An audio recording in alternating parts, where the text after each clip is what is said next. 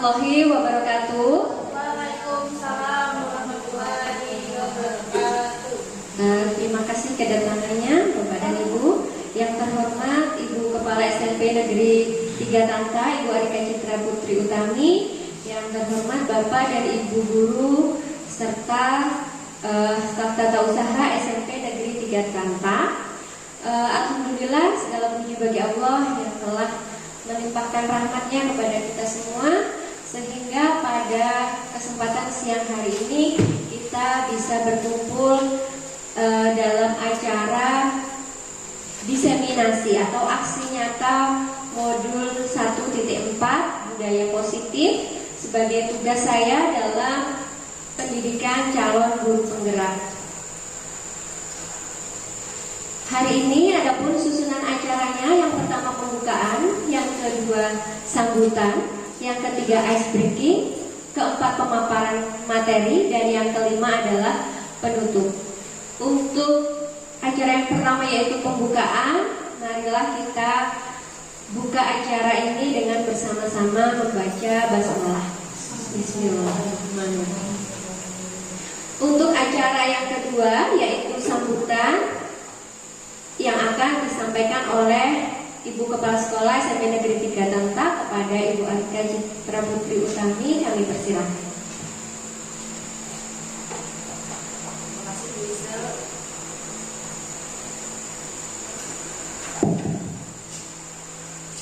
Assalamualaikum warahmatullahi wabarakatuh. Syukur alhamdulillah kita bisa bertemu di sini dengan keadaan sehat walafiat, dan tak lupa sholawat serta salam kita haturkan kepada junjungan Nabi Muhammad SAW. Di sini kita berkumpul dengan tujuan yang baik, ya, dan semoga apa yang kita dapatkan di sini itu nanti bermanfaat dan bisa mengikuti dengan serius, karena materi yang akan disampaikan oleh Bu Isya ini itu kemarin menjadi tema dalam penilaian kinerja, ya, yang ada di PMN. Nah, mungkin kemarin waktu penilaian kinerja itu belum maksimal. Kemarin kita juga masih belum refleksi secara face to face karena kegiatan kita yang beruntun, yang mulai dari UTS lalu dan sebagainya, belum ada tindak lanjut dari refleksi perorangan.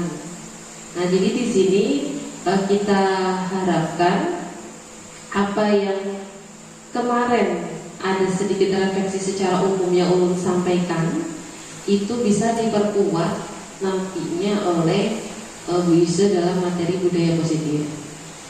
Jadi nanti kami harapkan Bapak Ibu sekalian kita sama-sama belajar.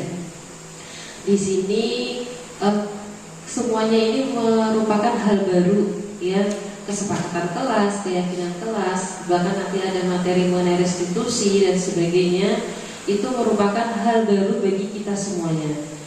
Hal barunya dalam hal materi, mungkin dalam hal pengalaman Bapak Ibu sekalian sudah mempunyai pengalaman itu, walaupun tidak kita sadari.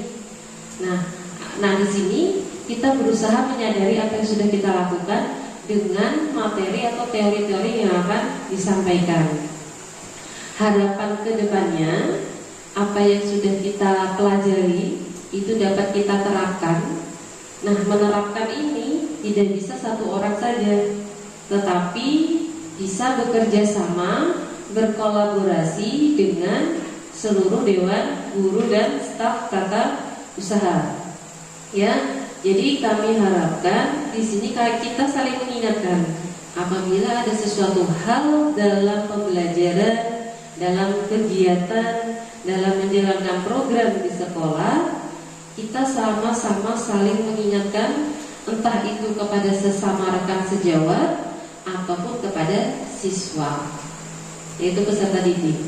Jadi di sini dengan adanya materi ini kita semua sama-sama belajar. Di sini tidak ada yang digurui maupun menggurui. Nggih, Bapak Ibu nggih. Mendengarkan aja kalau. Jadi apapun materi yang disampaikan ini merupakan ilmu yang sama-sama kita bangun bareng-bareng di sekolahan kita SMP Negeri 3 Tanta. Dimulai dulu dari kita, ya, dimulai dulu dari kita. Nanti kita menjadikan tauladan, kita sebagai tauladan untuk anak murid kita nanti, gitu.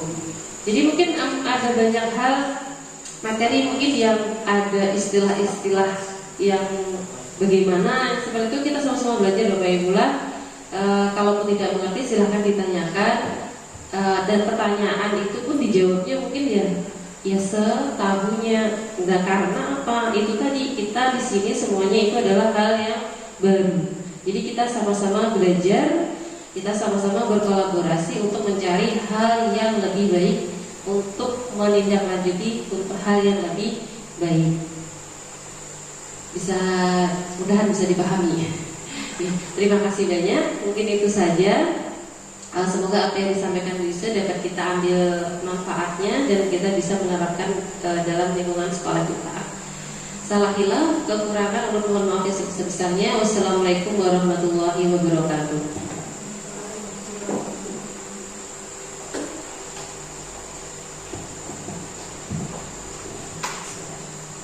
Terima kasih atas sambutan dan harapannya dari Ibu Kepala Sekolah. Semoga dari hasil diseminasi ini nantinya bisa bermanfaat dan bisa kita terapkan pada sekolah kita. Bapak dan Ibu, hari ini kan sebenarnya udah capek ya. Cuma agar refresh lagi, kita ice breaking dulu. Boleh berdiri Bapak Ibu? Sebenarnya tadi sudah menyiapkan ada lagunya, tapi ternyata ketika dicolokin ke situ tidak mau bersuara. Jadi ada Indonesia Raya. Tadi saya pindah ke Pak Lukman, PPT-nya nggak bisa masuk, rusak. Jadi ya sudah, kita ice breaking-nya pakai yang lain. Coba Bapak Ibu angkat tangan kirinya, kiri, iya. Kita main hitung 1 sampai 6. 1, 2, 3, 4. Kalau ya 1 angkat ganjil ke atas ya. 1, 2, 3, 4, 5, 6. Sekarang tangan kanan. 1, 2, 3, 4, 5, 6. Masih ingat ya Pak? Kalau tangan sebelah kiri 1, 2, 3, 4, 5, 6. Kalau yang sebelah kanan 1, 2, 3, 4, 5, 6. Sekarang tangan keduanya diangkat. Iya. Nanti kalau hitungannya pas, ke-6 semuanya kayak gini berarti. Kalau hitungannya pas. Saya yang menghitung, Bapak Ibu yang bergerak ya. 1, iya 1 pas. 2, nah Pak Lukman ya betul. 2 berarti kan yang sebelah sini ke sini, yang sebelah kanan ke depan. 3, iya. 3, 4, 5, 6.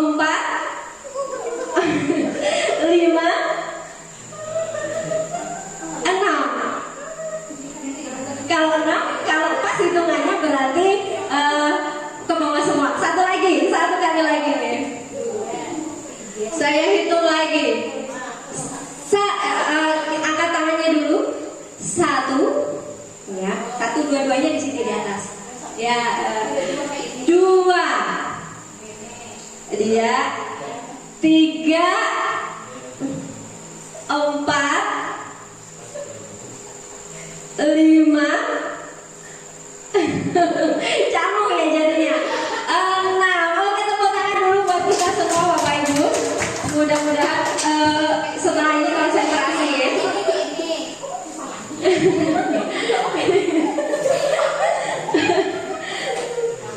Oke, walaupun nggak ada musiknya, rame aja. Jadi setiap modul itu tugas saya yang terakhir yaitu membuat aksi nyata. Aksi nyata kali ini adalah aksi nyata dari modul 1.4, yaitu mengenai budaya positif. Selama saya belajar, saya selalu didampingi oleh fasilitator, yaitu Bapak Muh Agung Santoso. Beliau berasal dari Malang.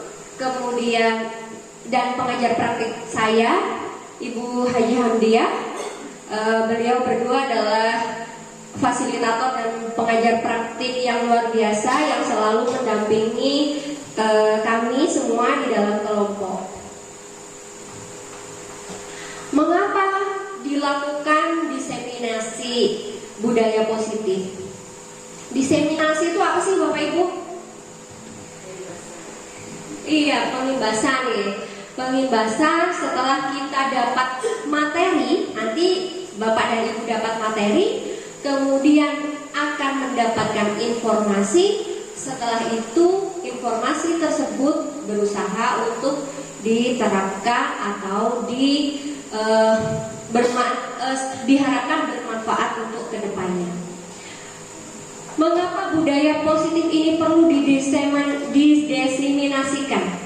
Budaya positif merupakan pewujudan dari nilai-nilai atau keyakinan universal yang diterapkan di sekolah terkait perubahan paradigma belajar, disiplin positif, motivasi perilaku manusia, kebutuhan dasar, posisi kontrol, restitusi, keyakinan kelas, dan segitiga restitusi. Untuk itulah menciptakan lingkungan yang positif agar siswa nyaman dalam belajar, dan kita sebagai pemimpin pembelajaran diharapkan mampu membuat lingkungan yang nyaman bagi siswa agar mereka dapat menyerap pelajaran secara baik karena lingkungannya mendukung, seperti itu.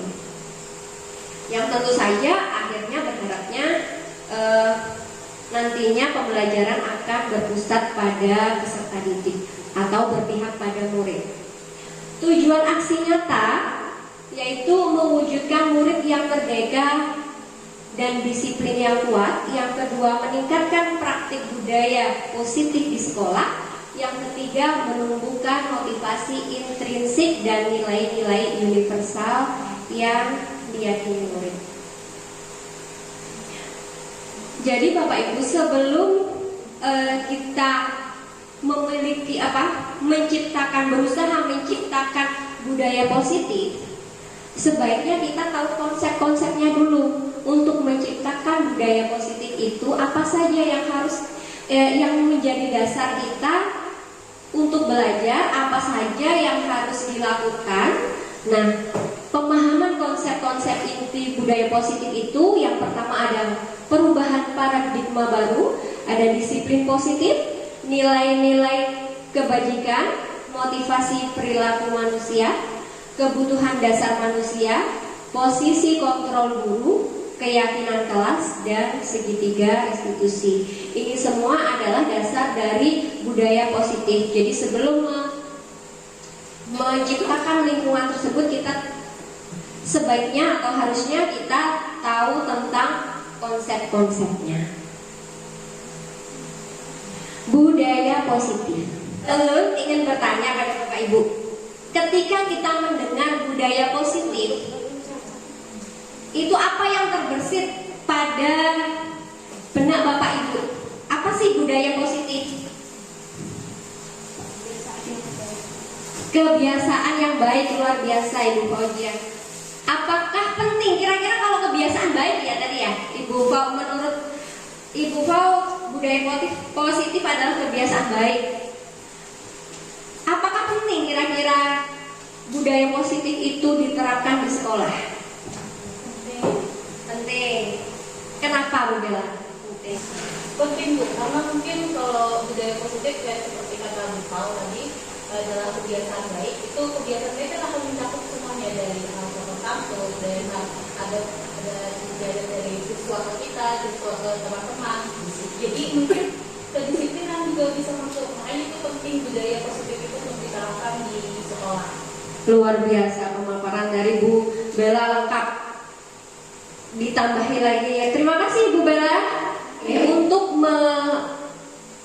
menciptakan budaya positif. Kita harus tahu konsep-konsepnya. Konsep yang pertama yaitu mengenai paradigma, perubahan paradigma. Paradigma yang dulu sama sekarang itu gimana? Pembelajaran dengan paradigma baru. Pembelajaran dengan paradigma baru merupakan pembelajaran yang dirancang dengan prinsip pembelajaran berdiferensiasi sehingga peserta didik dapat belajar sesuai kebutuhannya berdasarkan tahap perkembangan psikologi untuk mewujudkan profil pelajar Pancasila. Contohnya perubahan paradigmanya. Kalau dulu pembelajaran berdasarkan teori behaviorisme, yaitu stimulus respon. Siswa dikasih stimulus dulu, dikasih rangsangan dulu, dikasih dorongan dulu, baru ada respon. Perubahan baru kita berharapnya dengan teori konstruktivisme itu siswa dapat mandiri, dia bisa mencari mengkonstruksi apa yang pelajaran yang dia inginkan. Dan tugas guru adalah, kalau dulu paradigmanya guru berpusat pada guru atau teacher center, kalau sekarang berpusat pada murid atau student center gitu ya. Jadi itu salah satu bentuk perubahan paradigma. Kemudian sumber belajar. Sumber belajar, kalau dulu siswa sumber belajarnya dari mana?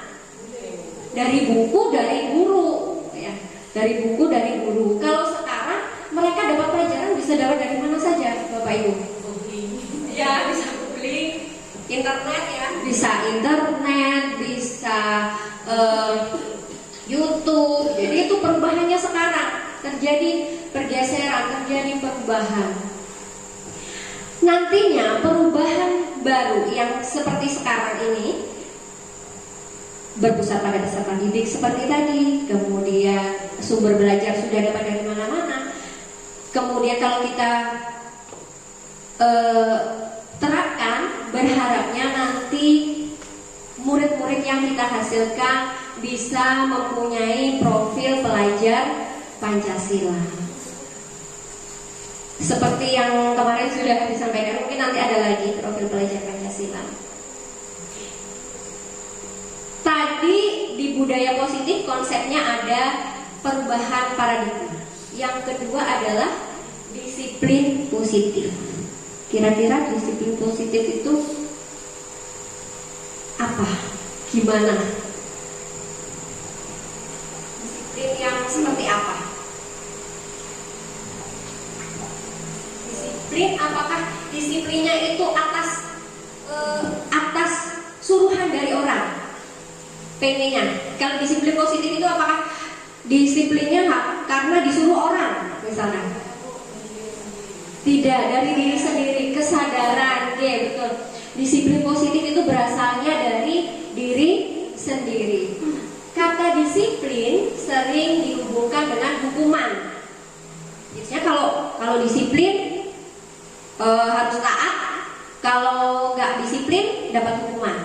Selama ini disiplin sering dihubungkan dengan hukuman. Anak-anak juga ketika disiplin itu dengannya aja udah kurang nyaman, karena pasti disuruh ini, pasti harus tepat waktu, pasti harus ini.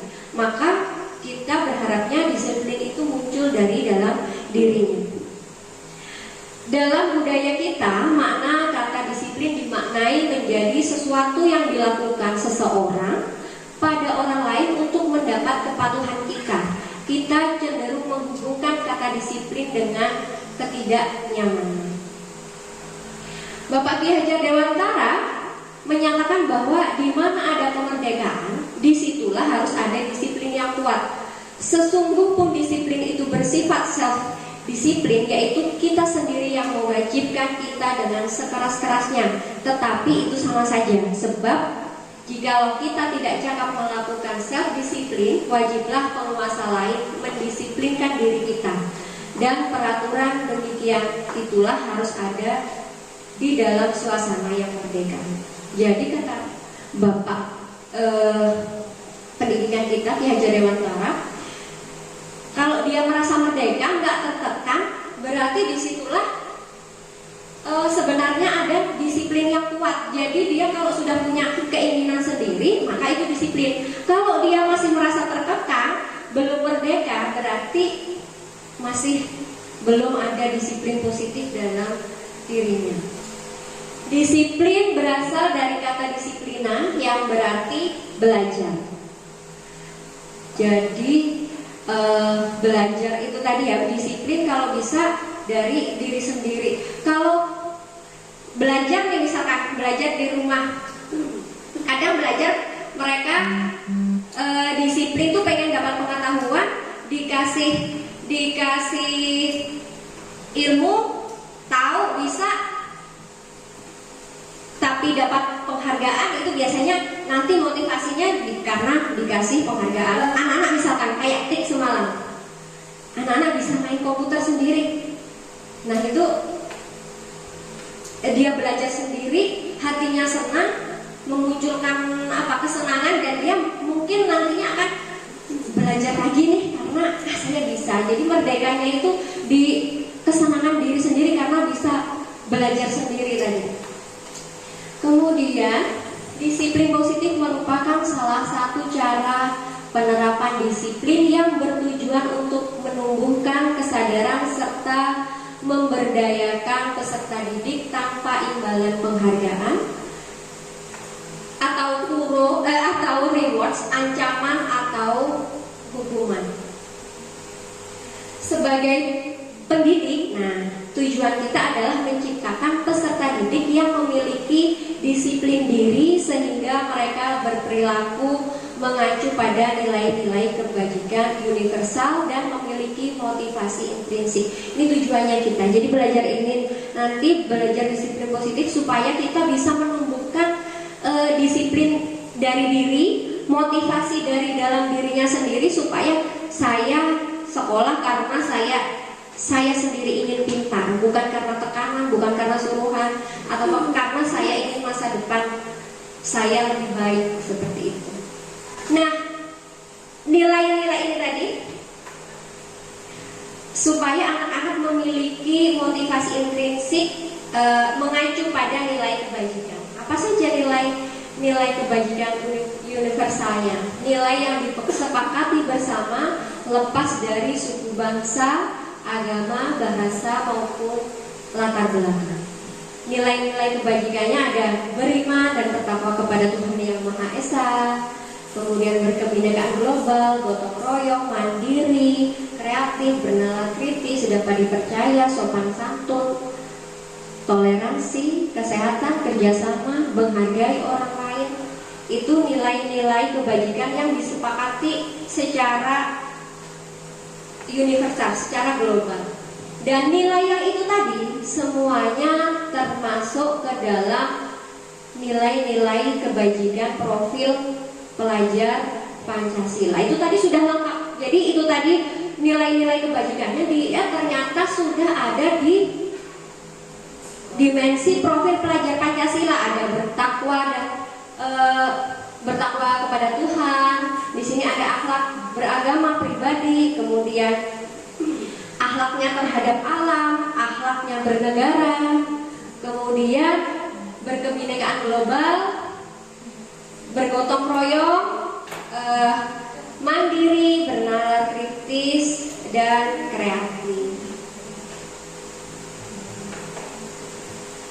Untuk melakukan sesuatu, anak-anak mau disiplin, mau melakukan sesuatu, kita semua ketika melakukan sesuatu pasti ada motivasinya. Tuh datang datang ke sekolah pasti ada motivasinya juga. Kalau nggak ada motivasinya, nggak mungkin kita melakukan sesuatu. Begitu juga dengan anak-anak. Motivasi itu ada ekstrinsik, ada intrinsik. Motivasi ekstrinsik itu contohnya nih, berkaitan erat dengan menghindari hukuman atau ketidaknyamanan. Misalkan anak-anak ikut pramuka, motivasinya apa sih ikut pramuka sore? Apakah itu kira-kira karena dia pingin? Bisa jadi dalam sekian banyak siswa motivasinya bermacam-macam. Yang pertama ada yang karena saya takut nanti kalau Senin disuruh pramuka ulang atau dapat hukuman. Jadi motivasinya datang untuk mengikuti pramuka itu karena menghindari apa? Menghindari hukuman.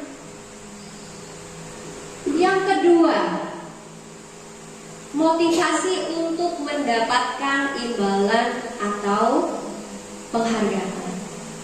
Ini kenapa kok sekarang sebenarnya nggak boleh lagi ada prankingan gitu. Prankingan, hadiah atau imbalan itu sebenarnya sudah tidak boleh lagi.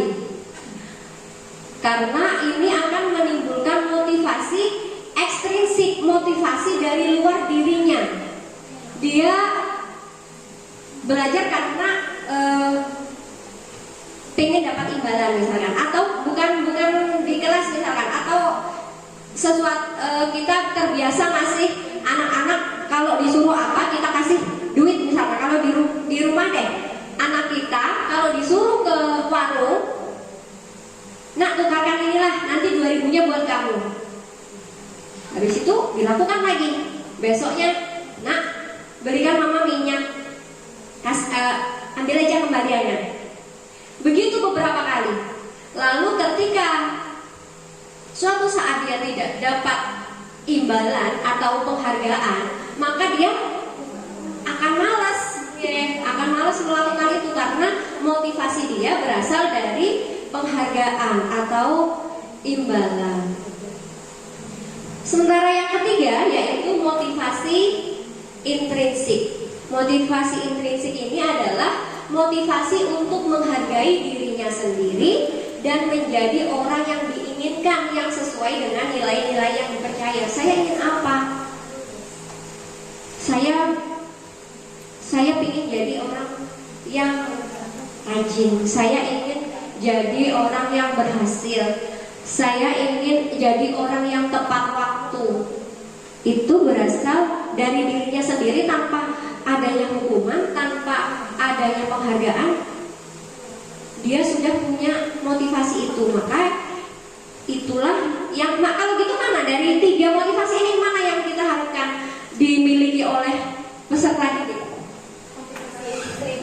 Motivasi intrinsik yang berasal dari dirinya sendiri, bukan dari orang lain.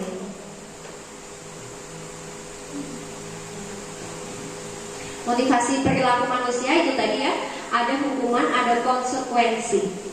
Hukuman itu tidak terencana atau tiba-tiba.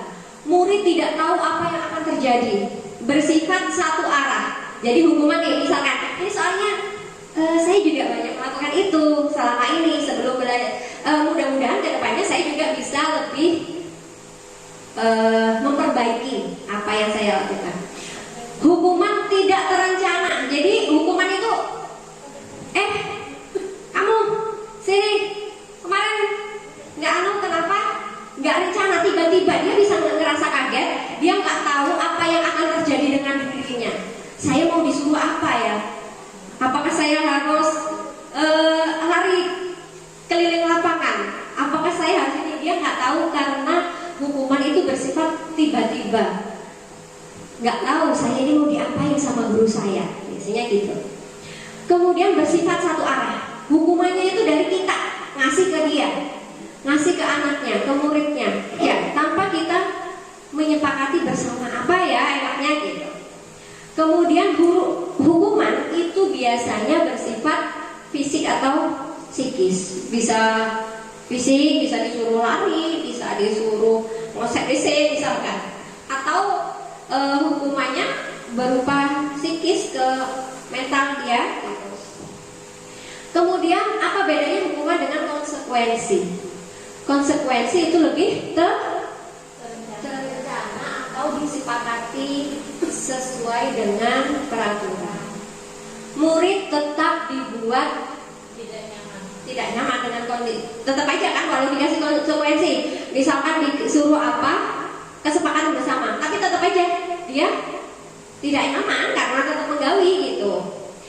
Sikap guru selalu memonitor murid.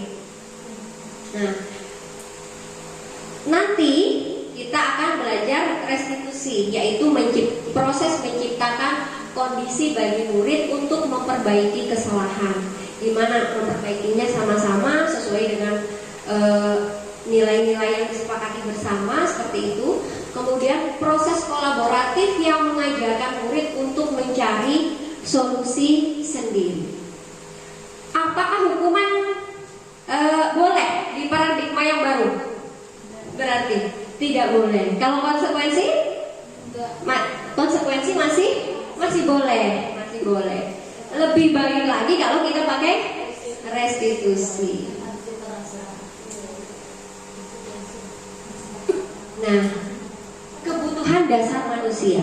Biasanya anak-anak, orang-orang itu melakukan sesuatu yang bertentangan dengan nilai kebajikan atau sesuatu yang menyalahi aturan, misalkan kalau ada aturan, itu karena adanya kebutuhan dasar manusia. Apa sih perlunya manusia itu? Perlu apa aja sih Bapak Ibu?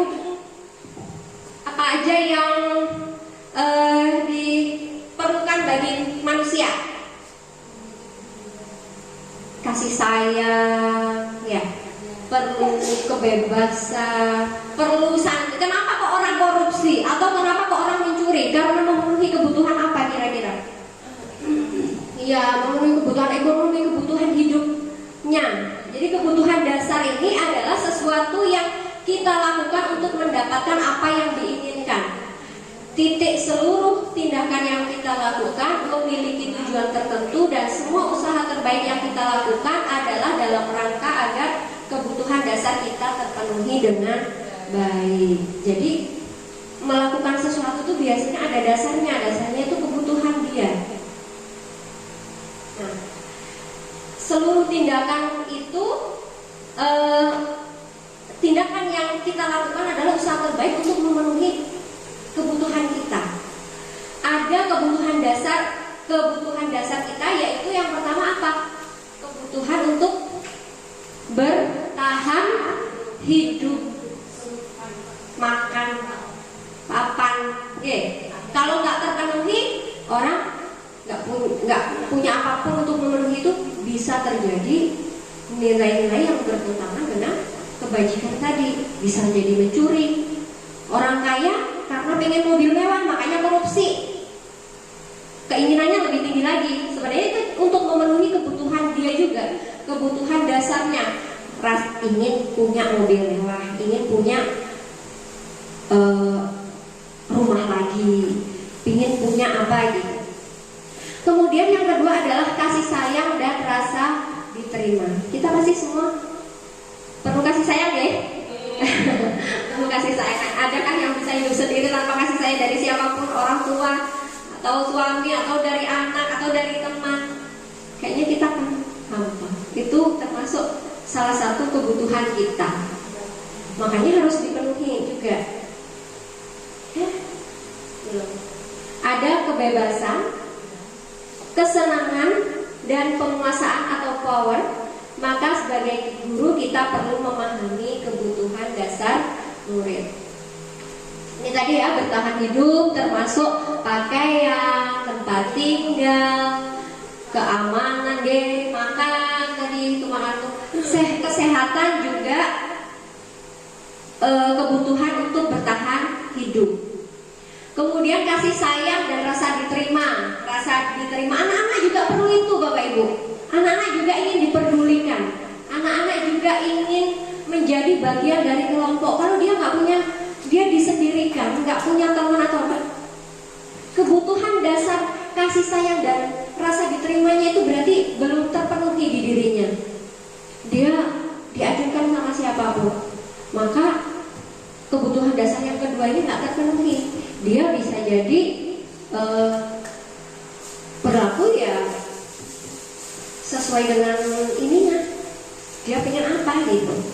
Kemudian penguasaan, harga diri, keinginan untuk dianggap, memimpin, berprestasi, diakui, didengar,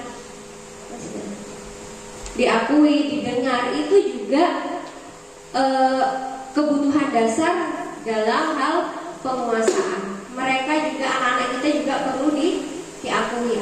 Dia ada loh di sini, saya ada loh, tapi kok nggak ada yang memperhatikan saya. Kok teman-temannya kayak nggak ada sih yang mendekati saya. Ada kebebasan, gambarnya gitu. Mandiri, kebebasan itu mandiri, memiliki pilihan, mencoba hal baru, mampu mengendalikan dirinya dengan arah dirinya. Kemudian kesenangan. Anak-anak juga perlu apa, Bu? Perlu apa, Pak? Perlu kesenangan. Anak-anak di sekarang masih usianya anak-anak juga memerlukan dia juga memerlukan ada kebutuhan dasar di dirinya, yaitu kesenangan. Makanya dia masih suka bermain-main, sebentar pinjam bola, sebentar main kesana kemari. Kalau hujan pengen main air. Itu adalah kebutuhan dia dalam kesenangan.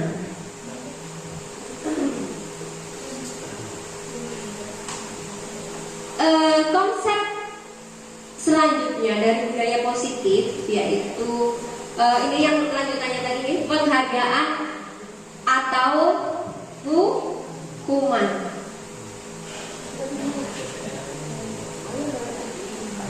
Penghargaan, Alfikon menyebutkan, mengemukakan baik penghargaan ataupun hukuman adalah cara-cara mengontrol perilaku seseorang yang menghancurkan potensi untuk pembelajaran yang sesungguhnya.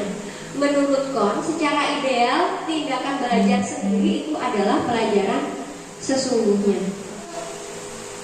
Penghargaan dan hukuman ini pengaruhnya jangka pendek dan jangka panjang. Kalau dapat hukuman atau penghargaan, dia termotivasinya ya ketika dapat hukuman, oh saya ikut ini karena takut dihukum. Jangkanya cuma pendek. Kalau nggak dihukum, nggak apa-apa, nggak usah turun. Penghargaan merusak hubungan. Penghargaan bisa jadi merusak hubungan. Kalau temannya ini aja yang dapat hadiah, walau karena memang dia pintar, tapi bisa jadi ada rasa iri dari temannya. Ini terus yang dipanggil karena dia berprestasi. Padahal saya juga ingin loh. Saya ingin belajar, tapi terus yang jadi ada rasa iri, bisa seperti itu. Makanya penghargaan bisa saja merusak hubungan. Penghargaan mengurangi ketepatan, menurunkan kualitas. Ini berdasarkan penelitian. Jadi kalau ada mahasiswa yang dikasih ini disuruh bikin artikel, yang satunya dapat penghargaan duit, yang satunya enggak. Hasilnya menurut penelitian banyak yang karena yang dapat duit hasilnya lebih kurang bagus daripada yang karena dia ikut dengan kemauannya sendiri. Nggak ada hadiahnya karena dia pengen mengeksplor dirinya dalam menulis artikel. Itu hasilnya lebih bagus menurut penelitian. Penghargaan mematikan kreativitas, penghargaan bersifat menghukum. Jadi menghukum siapa? Menghukum temennya yang gak dapat penghargaan. Ketika di upacara atau ketika dapat piala, sebenarnya itu menghukum temannya yang gak dapat. Dia akan merasa gak enak sama orang tuanya, kenapa saya gak pernah bisa memberikan ini. Dan terkadang kita memperhatikan yang pintar saja, padahal justru sebagian besar di kelas kita itu adalah yang sedang-sedang. Kenapa tidak diapresiasi yang sedang-sedang? Kemudian motivasi dalam diri. Nah, ini coba Bapak Ibu, apakah yang ini termasuk konsekuensi atau hukuman? Coba dari yang soal pertama, mencatat 100 kali di dalam buku dengan kalimat saya tidak akan terlambat lagi karena saya tidak akan terlambat lagi. Itu disuruh nulis itu karena dia terlambat sekolah. Kira-kira itu termasuk hukuman atau konsekuensi? Hukuman. Kenapa? Ya nggak nyambung juga ya sama terlambatnya tadi. Dia bisa jadi ini suruhan kita satu arah aja dari kita, karena tadi kalau konsekuensi terus ya dari dua arah. Kemudian yang kedua, lari mengelilingi lapangan basket 2 kali karena terlambat hadir di sekolah, hukuman atau konsekuensi? Hukuman ya, karena pakai fisik, betul. Kemudian menggantikan kertas tugas teman yang telah dicoret-coret, konsekuensi karena dia bertanggung jawab terhadap apa yang sudah dilakukan. Lari mengelilingi lapangan basket 2 kali karena terlambat 10 menit untuk pelajaran PJOK. Hukuman atau konsekuensi Bapak Ibu? Konsekuensi. Apa?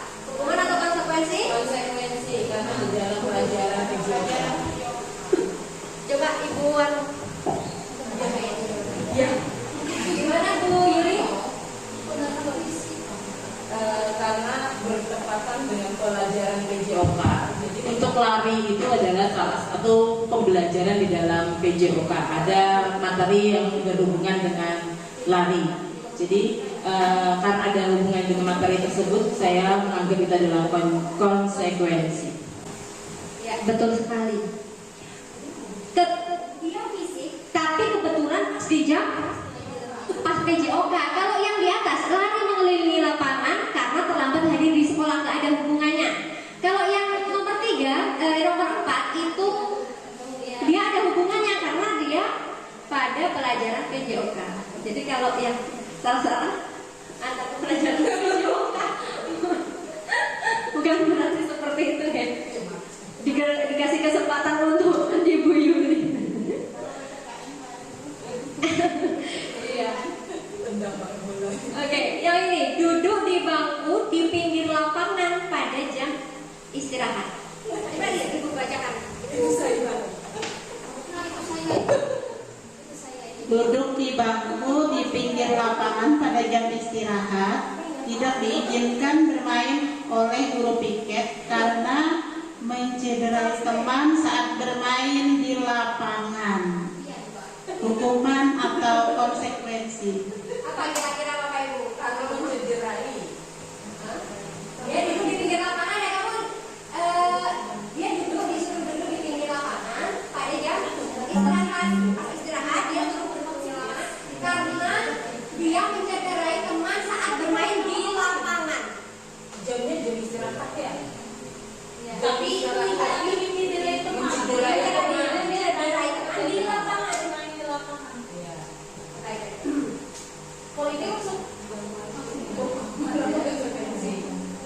Kalau pertanyaan itu kan itu sudah masuk fiktif ya, karena kalau melihat orang sekampung orang apa-apa itu kayak gitu sih. mereka yang tahu sih konsekuensi ya. Dia ini karena Mencederai. duduknya di pinggir lapangan, dia pas mencederai teman Mencederai. di lapangan. Sebenarnya mungkin masih perlu konsekuensi ini kan masih boleh, akan tetapi nanti kalau lebih bagusnya lagi kita pakai restitusi gitu. Kalau ini apakah hukuman dan konsekuensi, ini masih masuk ke konsekuensi. Iya, mencederai teman, dia duduk di bangku di pikiran aja termasuk ringan loh ya, karena temannya aja cedera. dia cuma duduk di pinggiran itu masih ya nanti dia nggak boleh main lagi di lapangan gitu. Paling uyuh ya betul, bagi anak kinestetik yang biasanya main di lapangan terus disuruh duduk di pinggir lapangan itu bisa uyuh bagi dia karena nggak bisa bergerak-gerak. Iya. Masih masuk konsekuensi. Nanti mak dari situ bisa jadi digali lagi pakai restitusi. Kalau mencederai teman tadi ya. Kemudian yang selanjutnya siapa yang mau?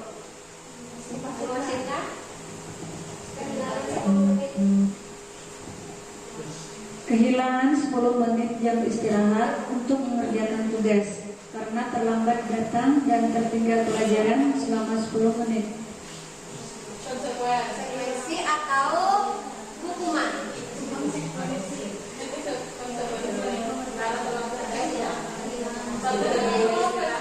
Yang terlambat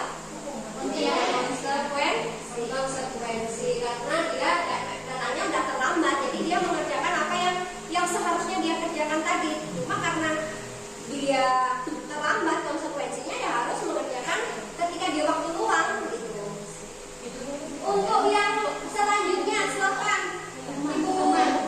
Coba apa yang selanjutnya coba tulis Nas. Membersihkan WC sekolah karena mematahkan pensel kawannya. Hukuman atau konsekuensi? Hukuman. Mengapa Bapak Ibu? Karena tidak sepadan. Karena tidak sepadan, harusnya disuruh apa? Dari dengan pensil kawannya yang dibentuk. Oke lanjut. Satu lagi. Itu sama. Ya Mas. Menggantikan kertas tugas teman yang telah dicoret-coret. Hukuman atau konsekuensi? Ada konsekuensi. Konsekuensi. Oke, tepuk tangan buat kita semua. Terima kasih Bapak Ibu. Menggantikan kertas tugas teman yang telah dicoret-coret konsekuensi ya. Kalau dia nyoret-nyoret ini lalu dijemur di lapangan itu nggak nyambung. Nah, kita sebagai guru punya kontrol terhadap murid kita. Ada 5 posisi kontrol guru.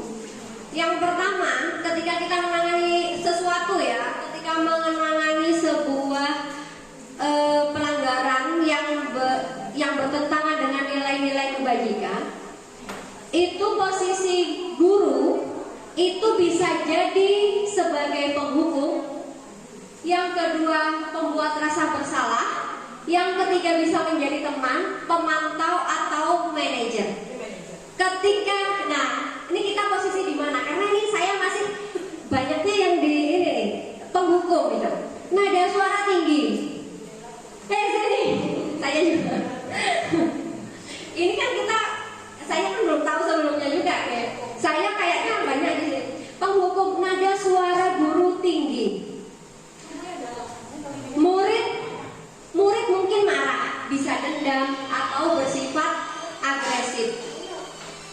Kemudian penghukum bisa menyalahkan orang lain. Lain ulun bu, tuh kalun. Seperti itu. Yang kedua, pembuat rasa bersalah. Posisi guru sebagai pembuat rasa bersalah. Nada suaranya biasanya melas, halus dan lembut. Gampang, kada kasihan kan lawan ibu.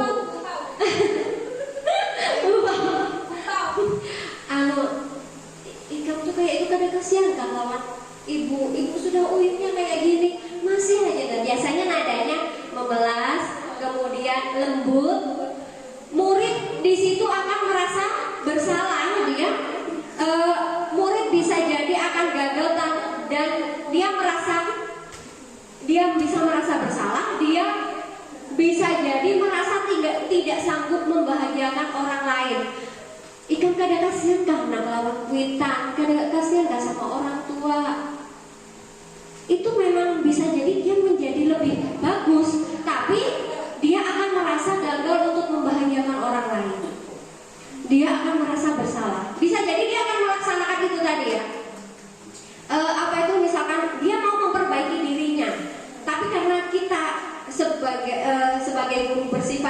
membuat rasa bersalah, dia memperbaiki dirinya, akan tetapi itu tadi kayaknya aku membuat hidup anakku nggak bahagia gitu.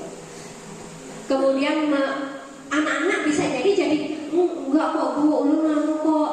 Nah, bisa menjadi menyembunyikan atau menyangkal jadinya. Yang ketiga itu posisi guru sebagai teman. Nah, teman, nada suara akrab, ramah, bercanda, murid akan senang dan akrab dengan guru itu. Bisa jadi mengakibatkan murid hanya mendengar guru tertentu. Murid akan bergantung pada guru tersebut. Ketika kita berposisi sebagai teman, dia misalkan melakukan kesalahan, kemudian kita memanggil posisi kita sebagai teman, maka bisa mengakibatkan hal seperti itu. Ini bukan keseharian ya Bu, bukan yang di kelas misalkan ada sesuatu dia panggil lalu kita gimana sih kamu, nah itu kan kayak teman ya, kayak teman, kamu kenapa tadi kayak sok jadi teman kayak jadi teman, maka akan mengakibatkan hal seperti itu. Yang keempat, posisi kontrol guru sebagai pemantau. Itu buka Nada suara datar, bahasa tubuh formal, berbicara sesuai dengan catatan dan fakta, memberi konsekuensi menyesuaikan bila diawasi. Jadi, sini, kamu tadi ini ya, kemarin kamu katanya nggak ikut pramuka ya? Kemarin nggak ikut upacara, kenapa? Nah, yang dibicarakan sesuai fakta, nadanya jelas, tegas. Nah, pemantau ini memberi konsekuensi. Jadi yang dilakukan tadi nggak memberi hukuman, biasanya memberi konsekuensi. Maka siswa bisa jadi menyesuaikan kalau diawasi aja. Yang kelima adalah posisi kontrol guru sebagai manajer. Suaranya halus, maksudnya ya bukan kayak lembut, yang kayak memelas, bukan. Bukan saja. Suara halus, bahasa tubuh tidak kaku, mendekat ke murid. Kemudian ini yang penting, guru membantu siswa untuk bertanggung jawab, mencari solusi dari masalah yang ada. Jadi yang ngasih solusi bukan dari gurunya. Jadi kalau posisi manajer itu solusinya dipecahkan bersama. Gimana nih kita maunya, kalau kamu mengerjakan ini, kamu maunya gimana? Kedepannya gimana? Apa yang harus kamu lakukan? Yang harus diperbaiki? Apa yang harus dilakukan? Dan menguatkan watak atau karakter. Maka sebagai guru kita harusnya di posisi yang mana? Yang paling tepat seharusnya. Walau saya sendiri masih bisa jadi ke 1, 2, 3, 4. Kalau posisi kita harusnya yang mana? Harusnya mungkin yang lebih bagus tuh yang 3 sama 5 ya Bu. Ya, nomor. Akan tapi yang nomor 3, teman itu masih bisa mengakibatkan dia jadi itu aja. Muridnya masih bisa bergantung pada murid. Ketika nomor 5, ketika jadi posisi manajer, maka solusinya bisa dicari bersama-sama. Diharapkan nantinya dia akan melakukan sesuai dengan keyakinan apa yang diyakininya. Kita bikin kesepakatan apa? Kalau gini kamu berarti melanggar kesepakatan atau keyakinan keras kita yang mana? Kalau gitu harusnya bagaimana? Terus gimana ke depannya? Nah, itu posisi manajer. Jadi gali dulu, terus kita nyari solusi bersama. Solusinya kalau bisa nanti dari dia juga ada. Keyakinan kelas. Konsep-konsep tadi selain paradigma baru, disiplin positif, nilai-nilai kebajikan, kebutuhan dasar manusia, ada juga keyakinan kelas. Kenapa kok keyakinan kelas bukan peraturan kelas? Kalau peraturan kelas lebih cenderung ke memaksa, iya, terikat. Peraturan kelas cenderung kita yang bikin peraturannya, ya. Kalau keyakinan kelas itu disepakati oleh bersama-sama. Pembentukan keyakinan kelas bersifat abstrak berupa pernyataan universal dibuat dalam pernyataan positif, sedikit saja dan mudah diingat, sesuai dengan kondisi kelas dan sekolah. Semua warga kelas dilibatkan dalam membuat keyakinan kelas. Kita selama ini sudah ada kesepakatan kelas, kita tingkatkan lagi jadi keyakinan kelas. Keyakinan kelas itu sesuai dengan nilai-nilai. Pernyataannya itu bersifat positif, tidak boleh pakai kata jangan, tidak. Misalkan kalau peraturan jangan membuang sampah sembarangan. Tapi kalau keyakinan atau kalau kesepakatan pakai kata-kata apa? Iya, membuang sampah pada tempatnya, tidak pakai kata yang jangan, tidak gitu. Jangan merokok, berarti jaga kesehatan. Iya, jangan berjalan di koridor, berjalanlah di apa gitu. Tidak pakai. Nah, proses segitiga restitusi. Jadi tadi ada hukuman, ada konsekuensi, ada yang ketiga yaitu segitiga restitusi, yaitu proses dialog yang dijalankan guru atau orang tua agar dapat menghasilkan murid yang mandiri dan bertanggung jawab. Tahapnya ada 3. Yang pertama yaitu menstabilkan identitas, kemudian validasi tindakan yang salah, dan yang ketiga adalah menanyakan keyakinan. Menstabilkan identitas, contohnya seperti ini. Ketika ada siswa yang bermasalah, kita panggil. Nah, kita stabilkan dulu identitasnya. Berdasarkan prinsip membuat kesalahan adalah bagian pembelajaran. Jadi dipanggil, kemudian kamu kenapa? Kok gini? Saya tadi ini Bu. Oh, oke. Wajar sih kamu melakukan itu, atau tidak ada yang manusia yang sempurna. Awalnya gitu dulu. Ibu juga pernah melakukan itu namanya menstabilkan identitas. Kamu berhak kok begitu. Tapi, nah masih ada lagi validasi tindakan yang salah. Berdasarkan prinsip setiap perilaku berupaya memenuhi suatu kebutuhan tertentu. Kamu pasti punya alasan melakukan itu. Padahal kamu bisa melakukan yang buruk, tapi kamu melakukan sesuatu yang penting buatmu. Kemudian menanyakan keyakinan berdasarkan prinsip teori kontrol bahwa pada dasarnya kita termotivasi secara intrinsik. Apa keyakinan kelas? Setelah selesai digali, baru ditanyakan apa keyakinan kelasnya, nilai apa yang telah disepakati. Berarti gimana nantinya? Seperti itu.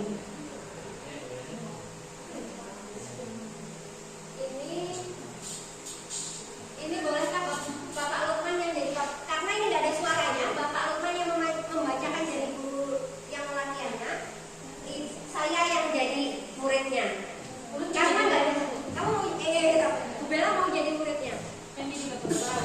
Tapi ini langsung gini, ya dialog sebenarnya. Itu apa?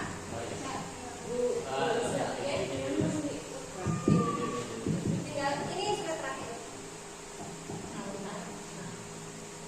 Jadi ini Aulia belum menuntaskan kasusnya adalah ya. Praktik segitiga restitusi, kasus 2, Aulia belum menuntaskan catatan materi belajar dan meminjam buku catatan Nurul. Namun Nurul tidak bersedia meminjamkan buku catatannya. Aulia kesal dan merusak buku catatan Nurul. Itu kasusnya. Benar?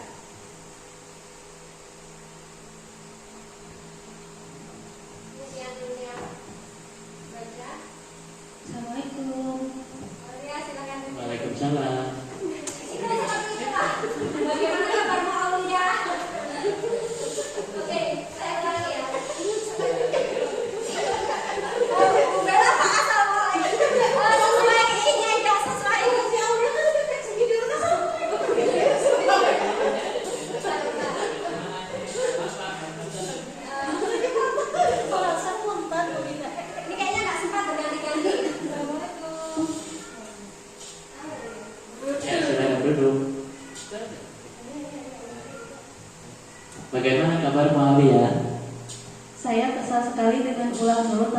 kelas tidak bersedia meminjamkan buku catatan, padahal saya hanya ingin menyalin tugas.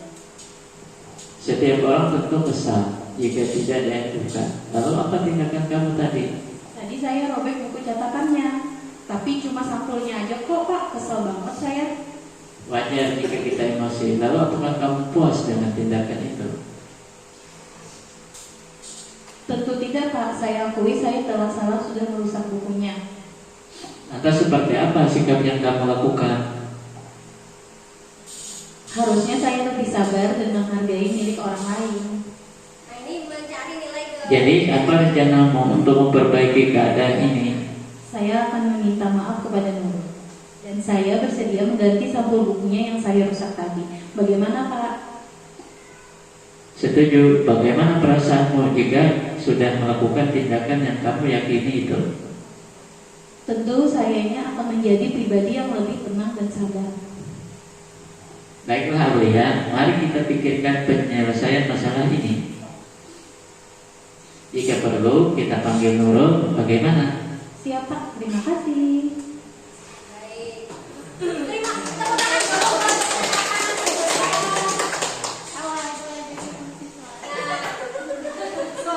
Jadi itu tadi ya, dia tadi tanya, kemudian ada proses menanyakan, iya wajar kamu melakukan itu, habis dia saya ngerobek, oh iya wajar, sebagai manusia pasti ya dong kayak gitu. Kemudian kamu pasti punya alasan melakukan itu, melakukan apa merobek tadi itu, validasi tindakan yang salah. Kemudian baru terakhir adalah menanyakan keyakinan kelasnya. Baik, itu tadi diseminasi saya mengenai budaya positif. Saya, Ibu Kepala Sekolah, dan kita semua pasti berharap kedepannya bisa melakukan atau memiliki budaya positif di sekolah kita. Kita sama-sama belajar untuk memperbaiki diri kita dalam menuntut murid kita. Terima kasih Bapak dan Ibu yang sudah meluangkan waktunya untuk kegiatan ini. Mohon maaf jika ada kurangnya. Minta maaf kalau ada salah-salahnya. Saya akhiri. Terima kasih.